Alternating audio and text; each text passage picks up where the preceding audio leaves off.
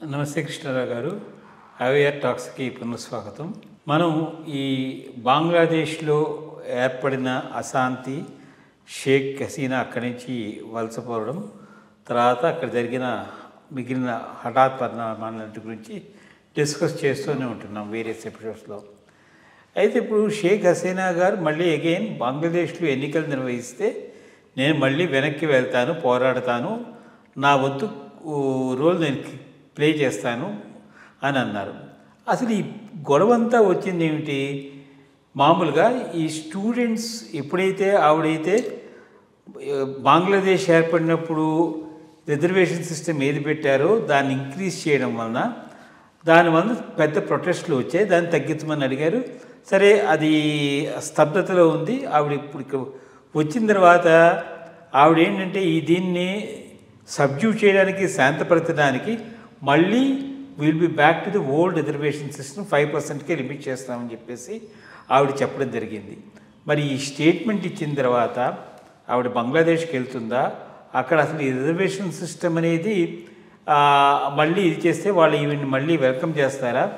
దీని మీద రిపర్కషన్స్ ఎట్లా ఉంటాయి? దీనికంటే అనుగుణంగా ఏమైనా మీరు సినానిమ్ పోలికలు ఏమైనా చెప్పగలరా?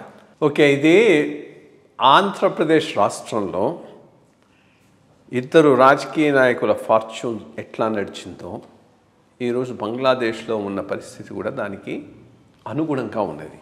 ఆ రెండు ఒక తరఫు కంపేర్ చేసి చూసామంటే మనకు అర్థమవుతుంది ఇవి ఎట్లా జరుగుతాయి అనేటటువంటి. 1972 పివి నరసింహారావు గారు అసెంబ్లీ ఎన్నికల్లో 71 అసెంబ్లీ ఎన్నికలు అనుకుంటాను, 71 అసెంబ్లీ ఎన్నికల్లో స్వీప్ చేసింది కాంగ్రెస్. ఫ్రీ అండ్ ఫెయిర్, ఈమెలాగా కాదు, షేక్ హసీనా లాంటి సిస్టమ్ కూడా కాదు, ఫేర్గా జరిగిన ఎన్నికల్లో గెలిచారు.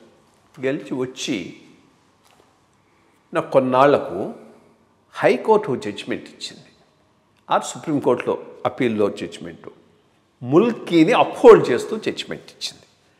ముల్కీని అప్హోల్డ్ చేస్తూ జడ్జిమెంట్ ఇచ్చినప్పుడు ఎవరో ప్రెస్ కరస్పాండెన్స్ దీని గురించి ఆయన ప్రశ్నిస్తే, దాన్ని డిఫ్లెక్ట్ చేసినా ఆలోచించుకొని చెప్తానన్నా పరిస్థితి ఎట్లా ఉండేదో ఏమో, that settles the whole matter అన్నాడు. రెండో రోజు న్యూస్ పేపర్స్ అన్ని that settles the whole matter అంటే ఏంది, ఆంధ్ర వాళ్ళు హైదరాబాద్లో ఉండలేరా, ఉండటానికి కుదరదా అంటే ముల్కీ అంటే ఇంకా వీళ్ళకి అక్కడ ఉద్యోగాలు రావు కదా అంటూ పెద్ద ఎత్తున దాని మీద ఒక ఇది తీసుకొచ్చారు.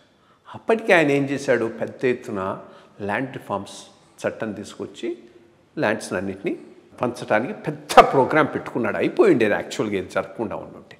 దాంతో చాలామంది కోస్టల్ ఆంధ్రాలో బాగా వెల్దీ ల్యాండ్ లార్డ్స్ అంతా ఆయన మీద కుతికల దాకా పెట్టుకొని ఉన్నారు.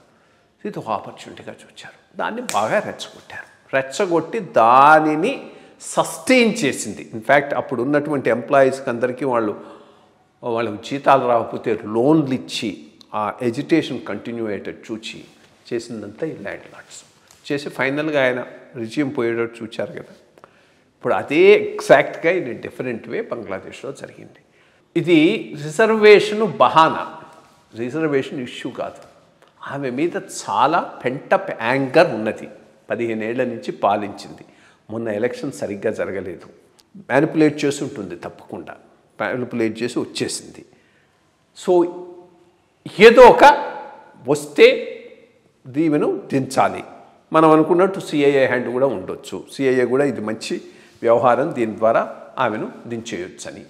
జమాయితే ఇస్లాం బాగా స్ట్రెంగ్తన్ అయ్యి రిలీజియస్ ఆర్గనైజేషన్ ఈమెను పంపించడానికి చూస్తూ ఉన్నది.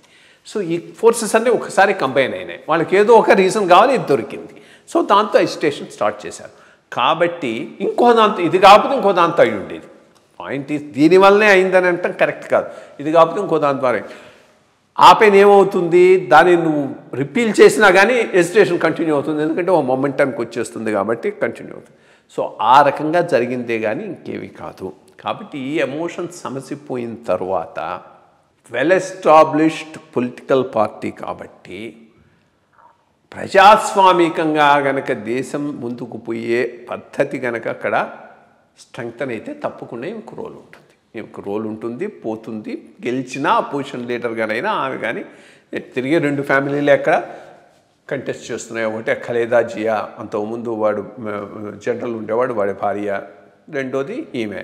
వీటి మధ్యన ఆల్టర్నేట్ అవుతూ ఉన్నాయి. అదొకటి. ఇక రెండోది, ఈరోజు అక్కడ పెంటప్ ఫీలింగ్ ఎంత ఉన్నదంటే షేక్ ముజిబుర్ రహమాన్ విగ్రహాన్ని బాలగొట్టారు, దాన్ని చేశారు.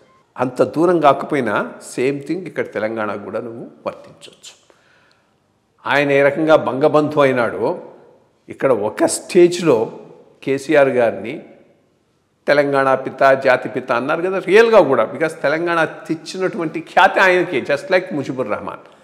కానీ తెచ్చిన తర్వాత నువ్వు సరైన పాలన ఇవ్వలేకపోతే ప్రజలు క్షమించరు అనేదానికి అక్కడ ముజిబుర్ రహమాన్ నిదర్శనం, ఇక్కడ కేసీఆర్ గారు నిదర్శనం. ఇక్కడ మనకు ఫ్రీ ఫెయిర్ ఎలక్షన్స్ ఉన్నాయి. మళ్ళీ ఆయన అపోజిషన్కు పోయినాడు, ఇంకో ప్రభుత్వం వచ్చింది కాబట్టి కొంతవరకు ఆ ఎమోషన్స్ సబ్సైడ్ అయినాయి. కానీ ఫ్రీ ఫెయిర్ ఎలక్షన్స్ లేకుండా నేనే అంతా అనుకొని అట్లాగే కనుక ఆయన కంటిన్యూ అయి ఉంటే అదే లెవెల్లో ఇక్కడ కూడా ఎడ్యుకేషన్స్ ఉన్న ఆశ్చర్యపోవాల్సిన అవసరం లేదు. కాబట్టి అసలు బేసిక్ అక్కడ వచ్చినటువంటి రియాక్షన్ అంతా ప్రజాస్వామ్యకంగా ఎన్నికలు జరగకపోవటం. మనం ఇటువంటి రియాక్షన్ మన ఇండియాలో కూడా కాశ్మీర్లో వచ్చిందని లాస్ట్ టైం మాట్లాడుకున్నాం. సో అది సబ్సైడ్ అయ్యి సక్రమంగా ఎన్నికలు జరిగినప్పుడు తప్పకుండా ప్రజలు ఓ పొలిటికల్ పార్టీగా దీన్ని ఆదరిస్తారు. వచ్చినా రాజ్యాధికారం మళ్ళీ ఈమెకు ఫ్రీ అండ్ ఫెయిర్ ఎలక్షన్స్ వస్తే రావచ్చు. ఎందుకంటే ట్రాక్ రికార్డ్ ఎకనామిక్ డెవలప్మెంట్లో బాగా ఉంది. చాలా లేబర్ ఇంటెన్సివ్ ఏమిటివి ఇండస్ట్రీస్ బాగా వచ్చే, జీడిపి బాగా వృద్ధి చెందింది, హెచ్టిఐలో బాగా ఉన్నారు, అన్ని ఫ్రంట్స్లో చాలా బాగా ఉంది. సో ఈ అరాచకంతో అంతా అయిపోయి ప్రజలకు లైవ్లీహుడ్లు పోయినాయనుకో, ఆమె ఉన్నప్పుడే బాగుందనుకో, ఆమె గుద్దేస్తారు. సో చెప్పలేము అది. But free and fair elections కావాలి, ఇంటర్నేషనల్ సూపర్విజన్లో జరగాలి. దానికి ఇప్పుడున్న ఇంటరిమ్ గవర్నమెంట్ ఒప్పుకుంటుందా? ఆర్మీ రోల్ ఏంది? ఆర్మీ సెన్స్ చేసింది. ఆర్మీలు ఎక్కడా కూడా they just want to taste the blood. If they taste that power blood they won't leave it. పాకిస్తాన్లో అదే జరిగింది, బంగ్లాదేశ్లో చాలా రోజులు అదే జరిగింది. సో ఎట్లాంటి వాడు ఆర్మీ జనరల్, వాడు కనుక ఆటోక్రాట్ అయిపోయి టేక్ ఓవర్ చేశాడు అనుకో, ఇంకా ఇది పోతుంది అది పోతుంది, మళ్ళీ ఇంకో ఇన్స్టిట్యూషన్ వాడికి అగెన్స్ట్గా మొదలైన ఆశ్చర్యం లేదు. సో తప్పకుండా ఫ్రీ ఫెయిర్ ఎలక్షన్స్ జరిగి ఎమోషన్స్ కూల్ డౌన్ అయితే షేక్ హసీనాకు తప్పకుండా బంగ్లాదేశ్లో రోల్ ఉంటుంది, దాంట్లో ఏమీ డౌట్ లేదు. ఏదైనా మన పక్కనుండే సరిహద్దు దేశంలో ప్రజాపాలన చక్కగా జరిగి అక్కడ ప్రశాంతమైన పరిస్థితులు ఏర్పడేదాకా మన భారతదేశం ఆర్థిక వ్యవస్థ మీద కూడా ఒక విధమైనటువంటి ఇది వస్తుంది. బట్ మంచి రోజులు వస్తాయని చెప్పి ఆశావాదుల కింద మనం భావిస్తాం. అంటే మన దేశం మీద ప్లస్ ఉంది, మైనస్ ఉంది. బికాస్ టెక్స్టైల్ సెక్టర్ అక్కడ దెబ్బతింటే ఇండియాకు ప్లస్ కావచ్చు. ఆఫ్ కోర్స్ అది ఇండియాకే రావాలని లేదు, వియత్నాంకు పోవచ్చు, అన్ని చోట్ల పోవచ్చు అనుకో, మనతో కంపీటర్స్ కూడా ఉన్నారు. బట్ స్ట్రాంగ్ బేస్ ఉన్న కంట్రీగా ఇండియా దానివల్ల బెనిఫిట్ పొందేటటువంటి అవకాశం ఉంది. బట్ ఓవరాల్గా ఎస్, అది బికాస్ ట్రేడ్ బాగా అభివృద్ధి చెందుతూ ఉన్నది రెండు దేశాల మధ్య. రెండు కాంప్లిమెంటరీ ఎకానమీస్, రెండోది after all it's part of the same subcontinent, complementary economies. కాబట్టి తప్పకుండా దీని ఎఫెక్టు ప్లస్ కన్నా అడ్వర్సే ఎక్కువ ఉంటుంది. మంచి విషయాలు ముచ్చరించారు. నమస్కారం.